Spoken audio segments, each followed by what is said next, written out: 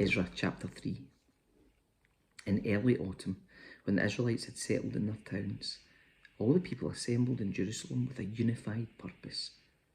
Then Jeshua, son of Jehozadak, joined his fellow priests and Zerubbabel, son of Shealtiel, with his family in rebuilding the altar of the God of Israel. They wanted to sacrifice burnt offerings on it, as instructed in the law of Moses, the man of God.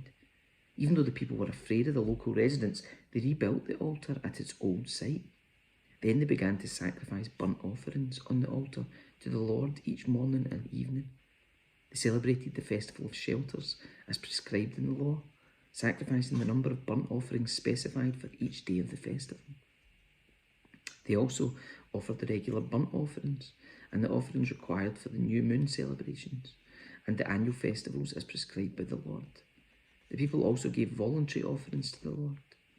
15 days before the festival of shelters began, the priests had begun to sacrifice burnt offerings to the Lord. This was even before they had started to lay the foundation of the Lord's temple.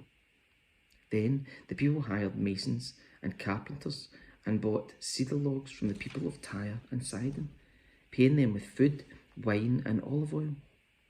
The logs were brought down from the Lebanon mountains and floated along the coast of the Mediterranean Sea to Joppa, for King Cyrus had given permission for this. The construction of the temple of God began in mid-spring, during the second year after they arrived in Jerusalem.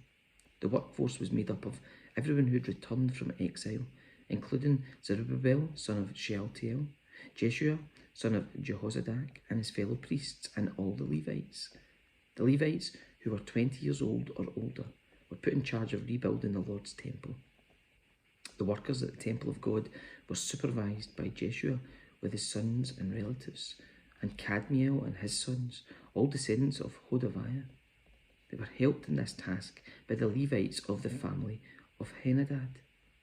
When the builders completed the foundation of the Lord's temple, the priests put on their robes and took their places to blow their trumpets, and the Levites, descendants of Asaph, clashed their cymbals to praise the Lord, just as King David had prescribed.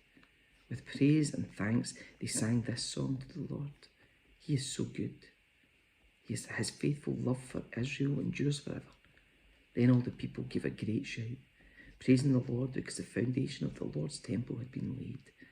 But many of the older priests, Levites, and other leaders who had seen the first temple wept aloud when they saw the new temple's foundation.